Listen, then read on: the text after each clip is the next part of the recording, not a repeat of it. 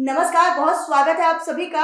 आप देख रहे हैं न्यूज कॉरिडोर्स और आपके साथ इस वक्त मैं हूं मनीषा शर्मा और मेरे साथ मेरी को एंकर और मेरी सहयोगी वक्ता दुबे भी मौजूद है। आज हम बात करने वाले हैं क्योंकि अब बजट आने में कुछ ही घंटों का समय है, लेकिन सबको बड़ी बेसब्री के साथ इंतजार हो रहा है कि भाई उनके लिए निर्मला सीतारमण के उस पिटारे से क्या निकलेगा, उस लाल कलर के पिटारे से क्या निकलने वाला है। गरीब वर्ग अपने लिए सोच रहा है, मध्य वर्ग अपने लिए सोच रहा है कि उनके लिए क्या राहत हो सकती है। तो उद्योगपति से लेकर बाजार, महंगाई, बेरोजगारी, इन तमाम पहलुओं को लेकर लोग अपने अपने कयास भी लगा रहे हैं। इन तमाम पहलुओं को लेकर हम विस्तार से आज वक्ता चर्चा भी करने वाले हैं। बिल्कुल मनीषा, आपने बिल्कुल सही कहा है कि टैक्स को लेकर और पूरे बजट को लेकर अब वित्त मंत्री निर्मला सीतारमण कल ये बजट पेश करने वाली हैं। हालांकि ये जो 2025-26 का बजट होगा ये पूर्ण बजट होगा वित्त मंत्री निर्मला सीतारमण का। आपको बता दें कि ये 8वां बजट होगा और उसे वो पेश करने वाली हैं, जिससे अभी से आम आदमी को लेकर तमाम उम्मीदें जग चुकी हैं। और मनीषा, आपको याद होगा कि आज संबोधन किया था प्रधानमंत्री ने, तो लक्ष्मी शब्द का इस्तेमाल किया था कि आम आदमी को के ऊपर और आम लोगों के ऊपर, मध्यम वर्ग के ऊपर लक्ष्मी का अब जो है वो कृपा बनी रहेगी। तो ऐसे में ये अंदाजा पूरी तरह से लगाया जा रहा है कि ये टैक्स जो आने वाला है, टैक्स को लेकर बातें बजट में काफी गहनता के साथ इस विषय को रखा जाएगा और मध्यम वर्ग से लेकर तमाम लोगों को इस पर अच्छे से अच्छी सुविधा देने की कोशिश की जाएगी। जहां तक देखिए, प्रधानमंत्री जब ये कहते हैं कि मैं ये चाहता हूं कि मध्यम वर्ग पर माँ लक्ष्मी की कृपा बनी रहे, तो उसके कई सारे मायने और कई सारे संकेत भी निकाले जा सकते हैं कि क्या ऐसी बड़ी राहत सरकार देने के विचार में है। हमारे साथ कुछ खास मेहमान भी मौजूद हैं। हमारे साथ एमपी पाठक जी मौजूद हैं, जो कि एडवोकेट है और साथ ही साथ वो बड़ी बारीकी के साथ आपको विश्लेषण कर बताने वाले हैं कि आखिरकार इनकम टैक्स स्लैब में क्या राहत हो सकती है, किस तरीके से मध्यम वर्ग के लिए ये राहत भरा बजट हो सकता है। इसके अलावा हमारे साथ ओझा जी भी मौजूद है, राजेश ओझा जी, जो कि एसोसिएट इन्हीं के साथ कर रहे हैं। लेकिन जीएसटी को लेकर कोई भी अगर आपके मन में कंफ्यूजन है तो वो भी आप इनके विश्लेषण के माध्यम से क्लियर कर सकते हैं। सर, बहुत स्वागत है आपका। बिल्कुल। और सर देखिए, क्योंकि सबसे पहले मैं ओझा जी आप ही के साथ शुरुआत कर लेती हूँ। जीएसटी का आपने जिक्र किया, जीएसटी को लेकर आपकी परसेप्शन क्या कह रहा है, क्या कहाँ तक राहत मिल सकती है टैक्स को लेकर? क्या बड़ी राहत या क्या बड़ा तोहफा सरकार इस बार बजट में दे सकती है? मैं तो ऐसा चाहता हूं और ऐसा लगता है कि सरकार कर भी सकती है। पहले कई बार बात भी हुई है जीएसटी पे। जीएसटी में टैक्स के स्लैब रेट कई हैं, 6-7 स्लैब हैं, सेस है, 0%, 3%, 5%, 12-18% तक के स्लैब हैं। अब इसमें पहले भी हुई है, लेकिन ऐसा उम्मीद लगता है कि अब सरकार कर सकती है इसको इतने सारे स्लैब की बजाय 2 या 3 में इसको करने की। तो ऐसा कर सकती है। अगर सरकार ऐसा करती है तो बहुत अच्छा है, बहुत स्वागत है। उम्मीद है कि ऐसा कर सकती है। इतनी वेरिएशन टैक्स की होने की वजह से और टैक्स प्रोफेशनल को भी दिक्कत आती है, पार्टीज को भी बिलिंग में, उसमें अकाउंटिंग में, और साथ में उसका इफेक्ट भी पड़ेगा, लोगों को इजी होगा। तो हम चाहते हैं कि ऐसा हो, और हो सकता है सरकार ऐसा करे जीएसटी में। और बाकी टैक्स रेट में कुछ सुधारों की जरूरत है। किसी आइटम पे 28% टैक्स है, बिल्कुल। जो कुछ ऐसे भी आइटम है, लग्जरी आइटम्स हैं, जिन पर जो हाई लग्जरी है वो तो ठीक है, लेकिन कुछ ऐसे हैं कि लग्जरी जैसी हैं लेकिन लग्जरी है नहीं, कुछ ऐसी भी हैं।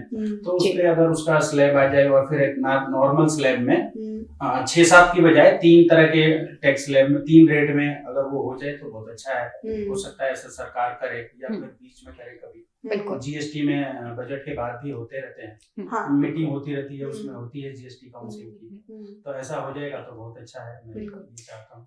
ठीक है, एमपी पाठक जी की तरफ हम रुख कर लेते हैं। एमपी पाठक जी, आप क्या मान रहे हैं इनकम टैक्स रिजीम? क्योंकि 2024 का जो बजट था उसमें तो निर्मला सीतारमण ने न्यू टैक्स रिजीम को लेकर एक फैसला लिया था सरकार ने।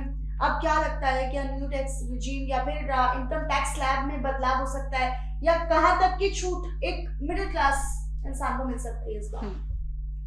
मैडम, इसमें जो बेसिक एग्जेम्पशन है वो हमारी आज भी 3 लाख पे रुकी हुई है। तो 3 लाख की बेसिक एग्जेम्पशन आज के टाइम में कोई माने नहीं रखती कम से कम इसे, क्योंकि अगर हम कहीं एलआईजी ग्रुप जो होता है उसकी भी बात करें तो गवर्नमेंट भी मानती है कि एलआईजी में लोअर इनकम ग्रुप जो होता है वो 3 से 6 लाख के बीच में आता है। तो बेसिक एग्जेम्पशन हमारी 6 लाख होनी चाहिए। 6 ना हो तो 5 तक आनी चाहिए कम से कम, यहाँ तक होना चाहिए।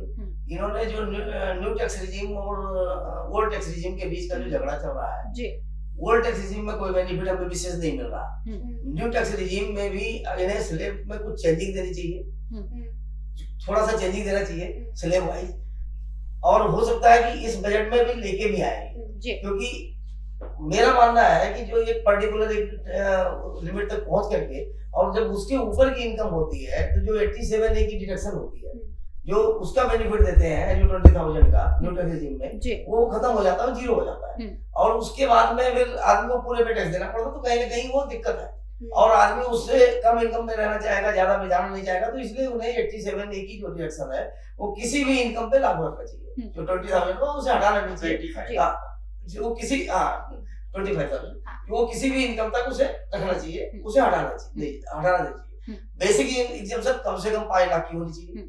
इसके बाद 5 लाख के बाद में इन्हें थोड़ा सा स्लैब में चेंज करना चाहिए मेरे ख्याल से, क्योंकि जो मेरा मानना है, जो गवर्नमेंट से मेरा आग्रह रहता है कि जो इनकी अभी तक जो 5, 10, 15, 20, 30% स्लैब है इनके अलग, उसमें थोड़ी चेंजिंग करनी चाहिए कि 5 से 7.5 तक 5% कर दें, बहुत फर्क नहीं पड़ेगा जी।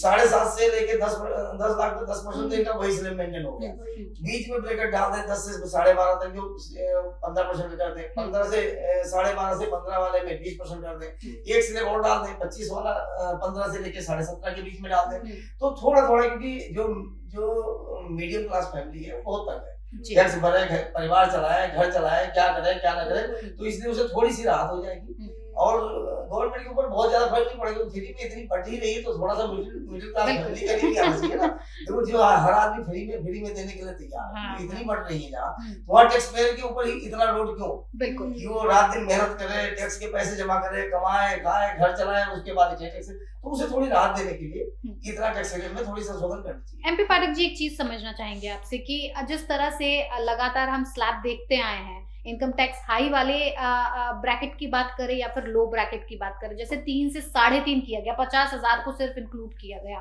तो क्या ये जो 10 से 15 वाले हैं 5 तक पहुंचेगा, ये जो बीच का अमाउंट है, या बीच में ही कहीं फिर 50,000 का लेकर ये चले जाएंगे?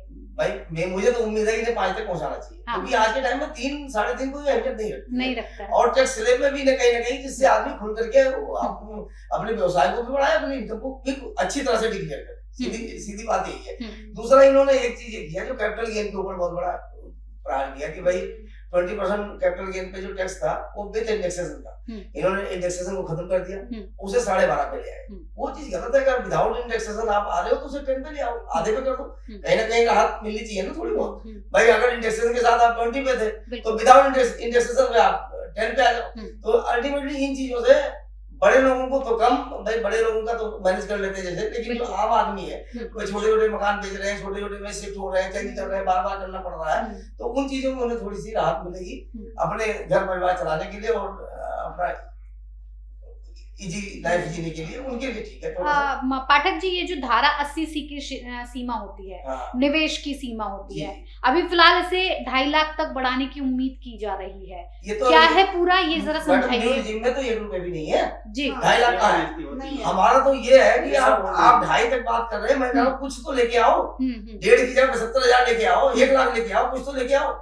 अदरवाइज आदमी पहले LIC करता था, जमा करता था, PPF में सब दुनिया भर की स्कीमें होती थी, LIC करता था, धीरे धीरे फिर ये प्लान भी कम हो जाते होते जाएंगे, लोगों का इंटरेस्ट कम होता चला जाएगा, इसलिए कहीं ना कहीं इसे बढ़ाने के लिए कोई ना कुछ करना चाहिए, और ये न्यू रिजीम के अंदर ही लाना चाहिए, उसके अंदर कमर। अभी तक ये किसके अंदर आ रहा है सर? ये ओल्ड रिजीम में, और ओल्ड रिजीम में कुछ नहीं बढ़ा रहे, बस खाली वही का वही रुका हुआ है मामला, क्योंकि वो इन्हें अल्टीमेटली स्क्रैप करना है, स्क्रैप करो, लेकिन उसका बेनिफिट हमें न्यू रिजीम में दे दो, क्योंकि ओल्ड और न्यू के चक्कर में आदमी ही कंफ्यूज हो रहा है कि ओल्ड में जाए, न्यू में जाए, यहाँ स्विच ओवर करे, इसमें जाए, तो वो चीजें खत्म करनी चाहिए। तो किस तरह की खामियां आप न्यू रिजीम में फिलहाल देख रहे हैं, और आपको लगता है कि देखिए सरकार बेहतर करने की कोशिश कर रही है, बदलाव करने की भी बात को कह रही है, प्रधानमंत्री अपने शब्दों के दायरों में बंद कर जितना बता सकते हैं, समझा सकते हैं, संदेश दे सकते हैं, उतना दे रहे हैं, आपको क्या लग रहा है मैडम, कि एक तो basic- मध्यम परिवार के लिए या फिर देखो- पूरी चीजों को देखते हुए कुछ बेहतर नजर आ रहा है या फिर से वही ढाके 3 पार? नहीं, मध्यम परिवार को देखते हुए इन्हें टैक्स स्लैब में चेंज करना चाहिए। किस तरह का चीज? जो मैंने बताया पहले, ये कम से कम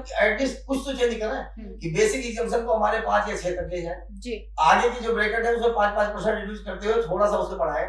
जो लास्ट स्टेज है जो हमारी 30% वाला स्लैब है वो आफ्टर 17.5 लाख मतलब इनकम टैक्स ब्रैकेट्स को भी उन्हें चेंज करना चाहिए ओवरऑल।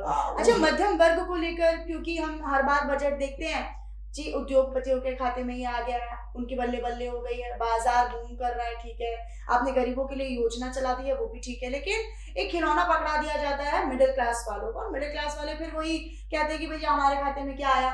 तो मैं जीएसटी, क्योंकि आप बड़ी अच्छी तरीके से, तो आपको क्या लगता है कि पैक फूड, अनपैक्ड फूड हो गए या जो लूज आइटम्स हो गए जिन पर अभी भी 5% तो कम से कम का टैक्स है ना, अब टैक्स स्लैब जो जीएसटी का है उसको बदलाव अगर सरकार करती है तो क्या इसका एक बड़ा फायदा एक मिडिल क्लास वर्ग को मिलेगा? आपका परसेप्शन क्या कहता है सर? बड़ा फायदा मिलेगा। मेरा ये कहने का मतलब कि 6-7 तरीके की वैरायटी के बजाय 2-3 ही टैक्स रेट में वो हो जाएगा। उसको प्रोसीजर को भी फॉलो करना आसान होगा, टैक्स का भी फायदा होगा उसमें। और ऐसा लगता है कि जब सिंपल और इजी कोई चीज होती है तो उसको आसानी से आदमी फॉलो करता है, उससे फिर वो उसका योगदान भी होता है टैक्स में, गवर्नमेंट को उससे टैक्स भी पहले से बेहतर मिलेगा। काफी लोग जो वैसे हैं जो टैक्स के दायरे में नहीं है या किसी तरह से अवॉइड करते हैं, वो उसके अंदर एंटर करने की कोशिश करेंगे क्योंकि इजी भी होगा बहुत। वो राजेश जी, ऐसा लगता है हो जाएगा जी।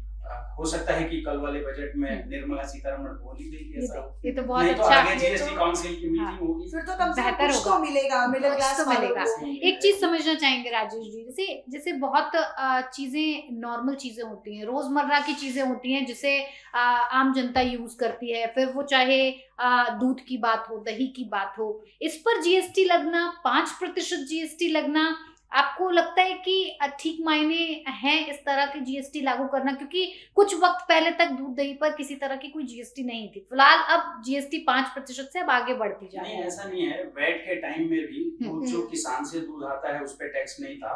अगर उसमें चीनी भी मिला दिया तो उस पे टैक्स था, वैट में भी। तो टैक्स तो पहले भी था, अब है, वो खास मैटर नहीं है क्योंकि गवर्नमेंट हर चीज पे तो टैक्स अवॉइड नहीं कर सकती, रहेगा वो। अब ये जरूरी चीजें हैं तो ऐसा है कि टैक्स रेट 5% है।